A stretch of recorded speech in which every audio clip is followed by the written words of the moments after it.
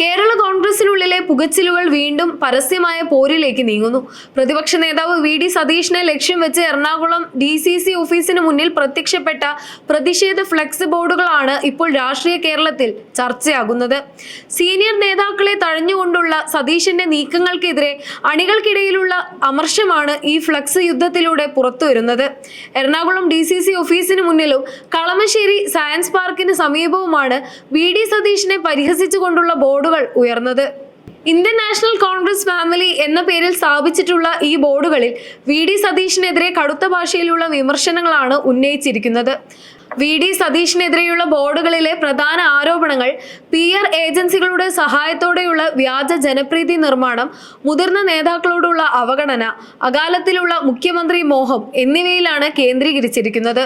കേവലം PR വർക്കുകളുടെ ബലത്തിൽ ജനപ്രീതി ഉണ്ടാക്കാൻ സതീശൻ ശ്രമിക്കുന്നുവെന്നും രമേശ് ചെന്നിത്തലയെ പോലെയുള്ള മുതിർന്ന നേതാക്കളെ താറടിച്ച് കാണിച്ചുകൊണ്ട് സ്വന്തം പ്രതിച്ഛായ വർദ്ധിപ്പിക്കാനാണ് അദ്ദേഹം ലക്ഷ്യമിടുന്നതെന്നും പോസ്റ്ററുകൾ ആരോപിക്കുന്നു.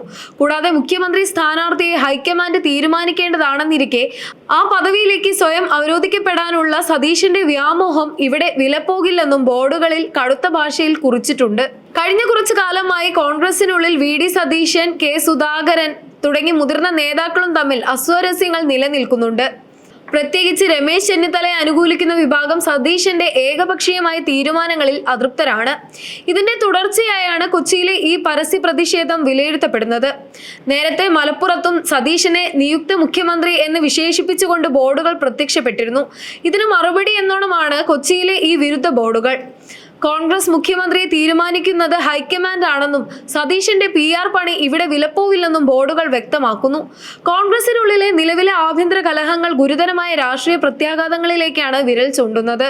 തദ്ദേശ സ്വയംഭരണ തിരഞ്ഞെടുപ്പും തൊട്ടുപിന്നാലെ നിയമസഭാ തിരഞ്ഞെടുപ്പും പടിവാതിക്കൽ എത്തി നിൽക്കെ മുതിർന്ന നേതാക്കൾ തമ്മിലുള്ള ഈ പരസ്യമായ പോര് പാർട്ടി നേതൃത്വത്തിന് വലിയ തലവേദനയാണ് സൃഷ്ടിക്കുന്നത്.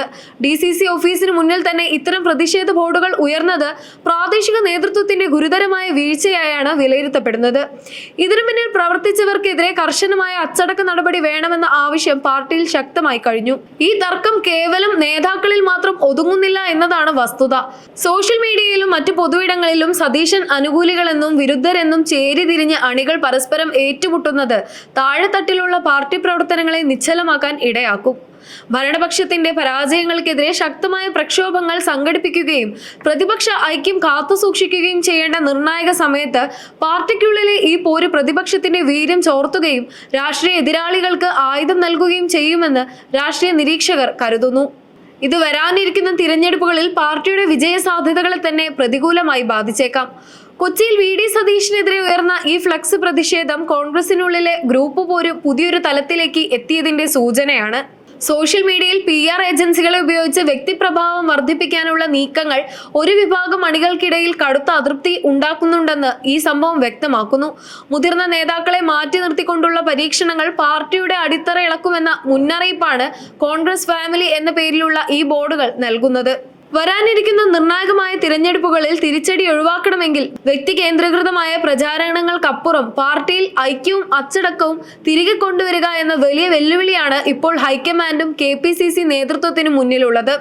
വരും ദിവസങ്ങളിൽ ഈ വിഷയത്തിൽ പാർട്ടി സ്വീകരിക്കുന്ന നിലപാട് കേരള രാഷ്ട്രീയത്തിൽ ഏറെ നിർണായകമാകും.